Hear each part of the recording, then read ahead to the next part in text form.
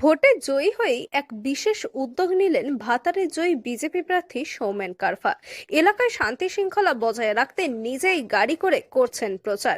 এমনকি কোথাও দখল করে নেওয়া তৃণমূলের অফিস থেকে নিজেই সরিয়ে দিলেন বিজেপির পতাকা, তো কোথাও আবার নিজেই রুখলেন ঝামেলা। নিজের নির্বাচনী এলাকায় প্রচার গাড়ি করে অশান্তি রুখতে নিজেই করছেন মাইকিং। নমস্কার, আমি সৌমেন কারফা, আপনাদের ঘরের সন্তান। গতকাল ভারতীয় জনতা পার্টি ব্যাপকভাবে নির্বাচনে জয়লাভ করেছে। নির্বাচনে জয়লাভ করার পর কেউ বা কারা এলাকায় বিজেপির নাম নিয়ে বা ঝান্ডা নিয়ে অশান্তি করার চেষ্টা করছে। বিজেপি রাজ্য নেতৃত্বের তরফ থেকে নির্দেশ, এলাকায় কোনো অশান্তি করা যাবে না। যে বা যারা অশান্তি করবে তাদের বিরুদ্ধে কড়া ব্যবস্থা প্রশাসনের তরফ থেকে নেওয়া হবে। কোনো তৃণমূলের পার্টি অফিস দখল করা চলবে না, কারুর ঘর ঘেরাও করা চলবে না, কারুর বাড়ি হামলা করা চলবে না। আমরা মানুষ আমাদের আশীর্বাদ করেছেন, আমরা দলমত ধর্ম নির্বিশেষে হিন্দু মুসলিম তৃণমূল কংগ্রেস সিপিএম বিজেপি সবাই একসঙ্গে হাতে হাত রেখে চলবো। কোনো অশান্তি বরদাস্ত নয়, কোনো অশান্তি করা যাবে না। যে বা যারা অশান্তি করবে প্রশাসন তাদের বিরুদ্ধে কড়া ব্যবস্থা নেবে। রাজ্য জুড়ে বিক্ষিপ্ত অশান্তির খবর আসলেও বিকল্প চিত্র পূর্ব বর্ধমানের ভাতারে। অশান্তি রুখতে নিজেই ময়দানে ভাতারে জয়ী বিজেপি প্রার্থী সৌমেন কারফা। ভাতারে তৃণমূল প্রার্থী শান্তনু কুমারকে 6,528 ভোটে হারিয়ে জয়ী হয়েছেন বিজেপির সৌমেন কারফা। জয়ের খবর মিলতেই ভাতারে বিক্ষিপ্ত অশান্তির খবর আসতে শুরু করে, বাড়তে শুরু করে উত্তেজনা। এমতো অবস্থায় অশান্তি রুখতে নিজেই ময়দানে সৌমেন কারফা।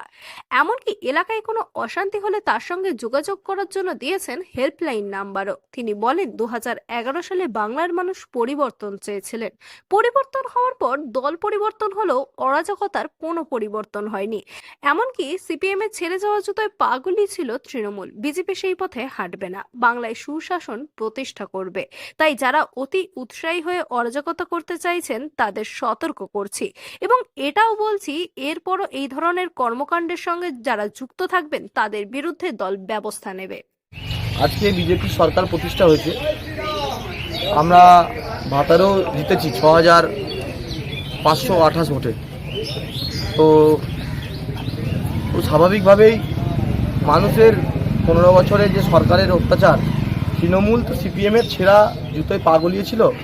তার ফলে তৃণমূল লোকের বাড়ি ভাঙচুর, তুলে আনা, জরিমানা, মারধর, জমি চাষ বন্ধ, ব্যবসায় হামলা, এই ধরনের করে করে তৃণমূল অভ্যস্ত ছিল। কালকে জয়ের পর আমি অনেক রাত পর্যন্ত ঘুরেছি, কিন্তু এত বড় এলাকা কেউ কেউ হয়তো অতি উৎসাহিত হয়ে এইসব করেছেন নোংরামো। আমরা দলের তরফ থেকে স্পষ্ট নির্দেশ, কোনো রকম তৃণমূলের কোনো নেতৃত্ব, কর্মী, কার্যকর্তা কারুর বাড়িঘর ভাঙচুর বা কাউকে মারধর করা যাবে না, এবং তাদের পার্টি অফিস দখল করা যাবে না, তাদের কোনো রকম ঝান্ডা, ফ্লেক্স, ফেস্টুন পোড়ানো বা ছিঁড়ে দেওয়া যাবে না।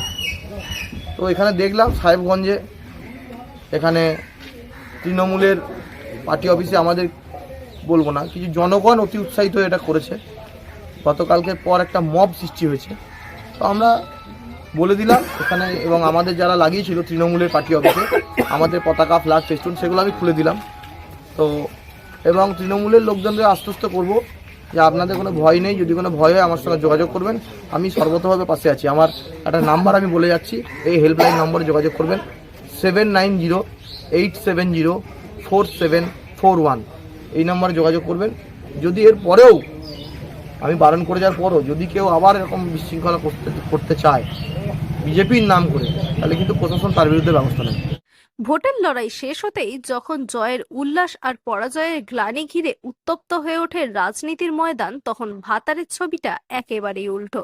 বিজেপির জয়ী প্রার্থী সৌমেন কারফার এই উদ্যোগে খুশি এলাকাবাসীও। পূর্ব বর্ধমান থেকে সায়নী সরকারের রিপোর্ট, লোকাল 18 বাংলা।